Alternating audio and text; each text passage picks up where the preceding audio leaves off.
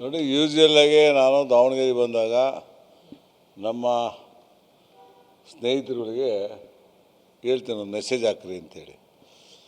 ಆದರೆ ಇವತ್ತು ಭಾಳ ಜನ ಬಂದುಬಿಟ್ಟಿದ್ದಾರೆ. ಇಷ್ಟು ಜನ ಬಂದಿದ್ದಿಲ್ಲ, ಒಂದು 200 ಜನ ಹತ್ರ ಬಂದಿದ್ದರು.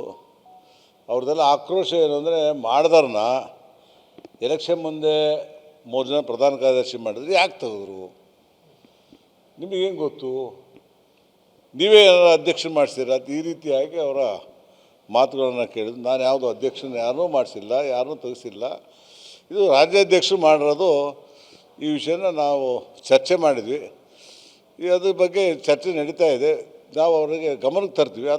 ಆಗದೇ ಇದ್ದರೆ ಮುಂದೆ ನೋಡೋಣ, ಮುಂದಿನ ದಾರಿ ನಡೆ ಬೇರೆ. ಒಂದು ಕಮಿಟಿ, ಒಂದು ಜಿಲ್ಲಾ ಕಮಿಟಿ ಮಾಡ್ತಾರಂತಂದ್ರೆ ನಿಮ್ಮ ಗಮನಕ್ಕೆ ತಂದಿಲ್ಲ. ಇಲ್ಲಿ ಹಿರಿಯ ನಾಯಕರು ನಿಮಗೆ ಅಷ್ಟೇ, ಅವ್ರಿಗೇನಿಲ್ಲ. ನಮ್ಮ ರಾಜ್ಯಾಧ್ಯಕ್ಷ ನಾನು ಹಿರಿಯ ನಾಯಕಲ್ಲ, ನಾನು ಕುಳ್ಳ. ನಾನು ತಂದಿಲ್ಲ. ಹಾಂ, ಅವರೇ ಮಾಡ್ಕೋಬೇಕು ಅಷ್ಟೇ, ಇನ್ನೇನು ನಾನು ಹೇಳಲ್ಲ. ಇಲ್ಲ ಅಂತ ಹೇಳಿದ್ರು. ನಾನೀಗ ಯೋಚನೆ ಮಾಡ್ತಿದ್ದೇನೆ, ಅವ್ರಿಗೆ ಅವ್ರಿಗೆ ಕಾಣಲ್ಲ ಹಾರ್ಟು. ಇನ್ನು ಇದಕ್ಕಿಂತ ಹೆಚ್ಚು ಹೇಳೋದು ಬರೋದಿಲ್ಲ. ಅವ್ರು ತಿಳ್ಕೊಂಡು ಯೋಚನೆ ಮಾಡಲಿ, ನಾವು ಕೇಳ್ತೀವಿ ಅವ್ರನ್ನ. ಏನು ಹಾರ್ಟ್ ಇಲ್ಲ ಅಂತ ಹೇಳಿದ್ರಲ್ಲ, ಅದನ್ನೇ ಹೋಗಿ ಕೇಳ್ತೀವಿ ನಾವು ರಾಜ್ಯಾಧ್ಯಕ್ಷನ. ಯಾಕಂದರೆ ಏಕಾಏಕಿ ಜಿಲ್ಲಾಧ್ಯಕ್ಷ ಬದಲಾವಣೆ ಮಾಡಿದ್ರು.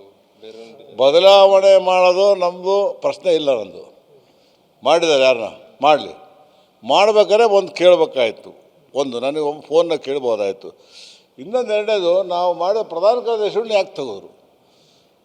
3 ತಿಂಗಳೇ ಪ್ರಧಾನ ಕಾರ್ಯದರ್ಶಿ ತೆಗೆದ್ರೆ ಅರ್ಥ ಏನಿದೆ? ಏನು ಮೆಸೇಜ್ ಹೋಗುತ್ತೆ ಜನಕ್ಕೆ?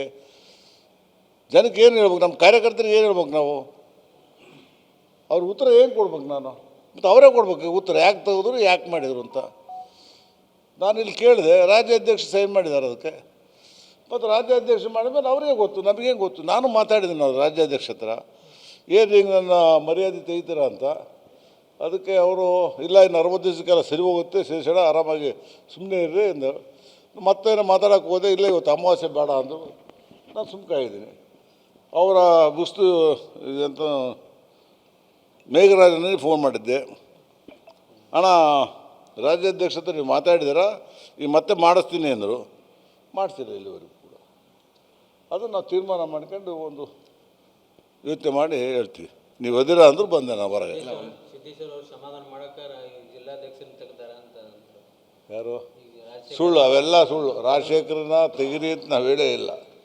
ನಾವೇನೂ ಹೇಳಿ, ಅವಾಗ ಫಸ್ಟ್ ಹೇಳಿದ್ವಿ, ಅದು ತೆಗಿಯಲ್ಲ, ನಾವು ಇದನ್ನು ಮಾಡಿಕೊಡ್ತೀವಿ ಅಂತ ಹೇಳಿದ್ರು, ಮಾಡಿಕೊಟ್ರು.